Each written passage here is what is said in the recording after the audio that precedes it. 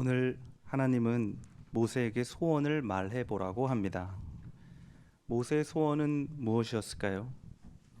모세라는 인물은 언제나 하나님과의 대면을 상징합니다. 그는 늘 혼자 산에 올라가서 혼자 하나님을 만나잖아요. 하나님은 눈에 보이지 않기 때문에 사람들에게는 언제나 신비의 존재였습니다. 있는 것 같기도 하고 또 어쩔 때는 없는 것 같기도 하고, 하나님의 얼굴은 늘 숨어 있었습니다. 구름과 천둥, 배경음악이 나오고 있습니다. 하나님의 얼굴은 늘 숨어 있습니다. 구름, 천둥, 불기둥 뒤에서 보일 듯 보이지 않았죠. 그래서 모세는 이번 기회를 통해서 풀리지 않는 궁금증을 해결하려고 합니다. 모세의 소원은 이것이었습니다. 주님, 저에게 주님의 얼굴을 보여주십시오. 저도 어렸을 때부터 늘 하나님의 얼굴이 궁금했습니다. 여러분도 그러지 않았나요? 남자일까? 여자일까? 인종은 어떻게 될까? 노인일까? 아이일까? 하나님은 모세에게 이렇게 말씀하십니다. 그건 좀 곤란해. 나의 얼굴은 아무도 볼 수가 없거든. 대신 우리 이렇게 하자. 네가 저 바위 위에 서 있으면 내가 그 앞으로 싹 지나갈게. 대신 내가 너 눈을 손바닥으로 이렇게 가리고 지나갈 거야. 그리고 다 지나갈 때쯤에 손바닥을 풀어줄 테니까 그때 너는 내 등을 볼 수 있을 것이다. 우리가 지구에서 달의 뒷면을 볼 수 없듯이 우리는 하나님의 얼굴을 볼 수가 없습니다. 그러다 보니 사람들은 각자 느끼는 대로, 각자 생각하는 대로 하나님의 얼굴을 그려봅니다. 구름 위에서 번개를 쏘는 제우스의 모습으로 그리기도 하고, 또 가장 높게 떠오른 태양으로 그리기도 합니다. 또 이집트 파라오나 로마 황제처럼 언제 군림하는, 사람들 위해서 군림하는 군주의 모습으로 그리기도 하고, 또 할아버지 마법사로 그리기도 합니다. 어떤 영화에서는 하나님 역으로 모건 프리먼이라는 어떤 흑인 배우를 쓰기도 하고, 또 어떤 영화에서는 소년 배우를 쓰기도 합니다. 그러나 우리가 이것이 하나님이다 이렇게 포착했다고 느끼는 순간 하나님은 매번 저만치 도망치는 존재입니다. 공부하는 학자들이 이것이 진리다라고 새로운 발견을 알아냈을 때 바로 얼마 지나지 않아서 후배 학자들이 또 새로운 발견으로 이 발견을 덮어버리잖아요. 진리는 언제나 우리가 쫓아가면 쫓아갈수록 도망치는 그런 것입니다. 그래서 우리는 언제나 하나님의 등만을 바라보면서 따라갈 수밖에 없습니다. 우리가 어떤 의자에 앉았는데 의자가 따뜻하다면 무슨 생각을 하겠어요? 누군가 여기 앉았다 갔구나, 그런 생각을 하잖아요. 하나님은 그런 것입니다. 오늘 복음서에서는 예수의 논쟁이 이어집니다. 바리새인들이 이번에는 꾀를 한번 부려봅니다. 그 꾀는 헤롯 당원들을 이 논쟁에 끌어들이는 것이었습니다. 질문은 이겁니다. 황제에게 세금을 바치는 것이 옳습니까? 옳지 않습니까? 바리새인들은 유대교 율법주의자로 이 로마 황제에게 세금을 바치는 일을 별로 좋아하지 않았을 겁니다. 차라리 그 돈을 유대교 성전에 성전세로 바쳐야 한다고 생각했겠죠. 반면에 헤롯 당원들은 집권 여당이죠. 집권 여당으로 유대인들의 세금을 걷어서 로마 황제에게 가져다주는 그런 세금 징수원의 역할을 했었던 그런 사람들입니다. 이제 예수는 어느 쪽으로 대답해도 곤란합니다. 세금을 바치는 것이 옳다고 얘기하면 지금까지 예수가 펼쳤던 하나님 나라 운동이 무색해집니다. 그리고 반대로 세금을 바치는 것이 옳지 않다고 말하면 헤롯 당원들이 아마 탈세 선동이나 어떤 다른 죄목을 걸어서 예수를 잡아갈 것입니다. 예수는 그들의 간악한 생각을 아시고 그들에게 데나리온 한 잎을 보여줍니다. 데나리온은 하루 품삯 정도로 로마가 발행하는 은전입니다. 로마에게 바치는 세금에 사용되는 동전이죠. 예수께서 물으십니다. 이 동전에 새겨진 얼굴은 누구의 것입니까? 황제 것이죠. 그럼 이 동전 누구 거예요? 황제 거잖아요. 그리고 예수는 명언을 남깁니다. 황제의 것은 황제에게, 하나님의 것은 하나님에게. 하나님 나라 운동을 하는 이상주의자들은 늘 세금 문제에 발목을 잡혔습니다. 자신을 하늘나라 백성이라고 얘기하는 것은 굉장히 급진적인 운동입니다. 하지만 세계 지도에 여러분 보시면 아시겠지만 하나님 나라가 없잖아요. 우리가 갖고 있는 지구본에는 하나님 나라가 없습니다. 그래서 이 현실 세계에서 세금을 어디에 내야 하는지에 대한 논쟁은 하나님 나라 운동을 무색하게 합니다. 로마는 다른 나라들에게 꼬박꼬박 세금을 받고 또 후견인이 되어서 그들을 보호해주는 그런 역할을 해줍니다. 근데 이거 사실 깡패들이 하는 짓이에요. 그렇잖아요. 돈을 받고 내가 힘이 강하니까 너네 보호해줄게. 그리고 이 보호라는 것도 사실은 거짓말입니다. 실제로 로마와 좋은 관계를 맺었던 도시들은 잘 사는 몇몇 동네뿐이었습니다. 나머지 마을들은 사실상 그냥 착취를 당하는 노예들일 뿐이었죠. 억울하지만 제국에게 세금을 바쳐야 하는 것이 현실입니다. 이 비틀즈의 기타리스트 조지 해리슨이 쓴 노래 중에는 텍스맨이라는 노래가 있습니다. 가사는 이렇습니다. 세금이 어떻게 될지 말해주지. 너의 몫은 하나고 내 몫은 19이야. 어디에 쓰려는지는 묻지 마. 더 내고 싶지 않다면 말이야. 왜냐하면 나는 세금 징수원이니까. 나는 텍스맨이니까. 당시 비틀즈가 내던 세금의 세율은 소득의 약 96%였다고 합니다.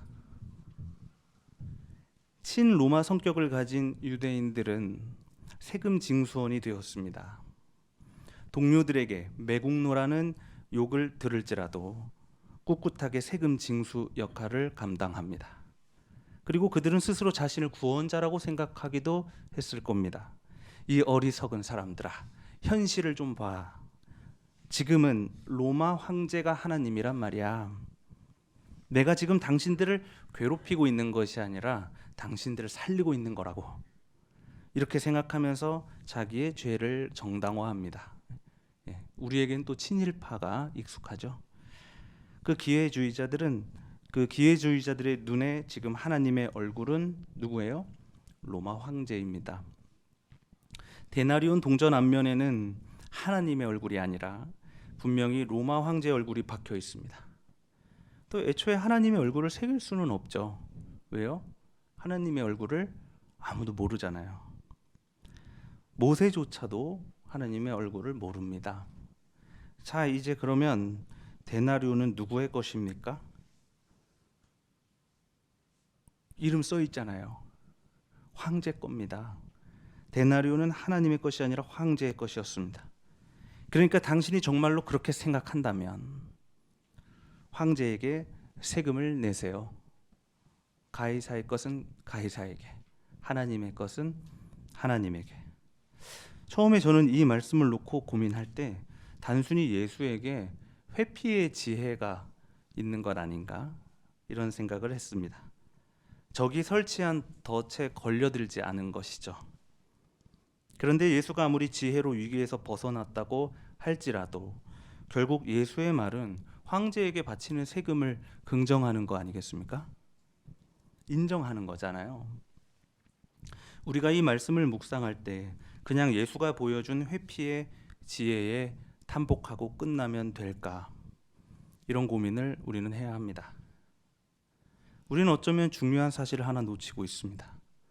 그것은 바로 예수가 그들에게 보여준 동전이 앞면이었다는 것입니다. 동전에는 앞면이 있으면 어떤 면이 있죠? 뒷면이 있죠.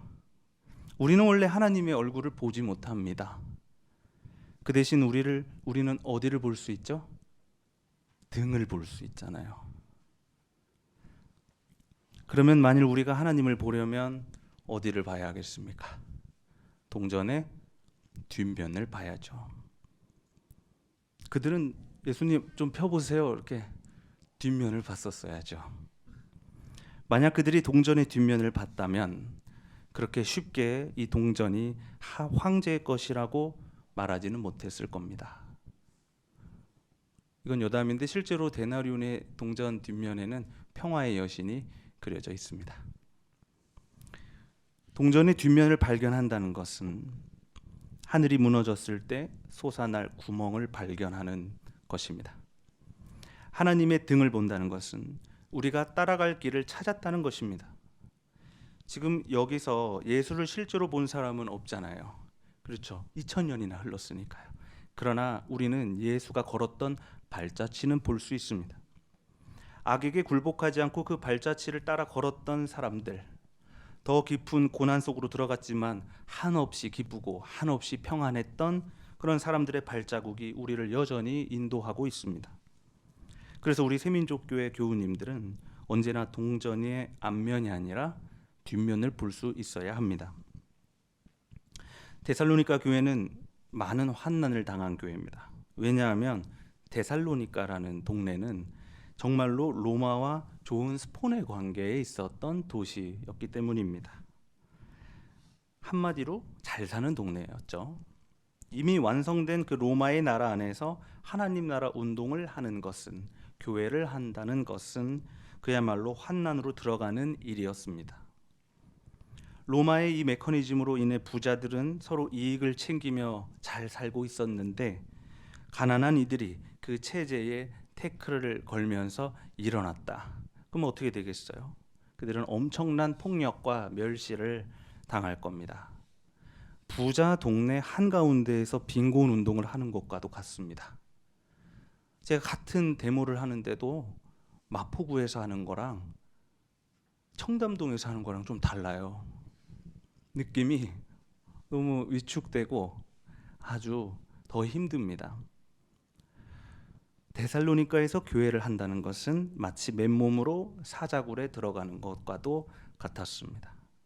그러나 호랑이 굴에 들어가도 정신만 차리면 동전의 뒷면을 발견할 수 있습니다. 데살로니가 교회 사람들은 그 환난 가운데에서도 성령께서 주시는 기쁨으로 말씀을 받아들여서 본받는, 주님을 본받는 그리스도인이 되었다고 합니다. 로마의 나라와 하나님의 나라가 같은 하늘 아래 공존할 수 없습니다. 이미 로마가 세상을 장악했는데 동전 앞면에 황제 얼굴이 떡하니 박혀 있는데 왜 인정을 안 하니?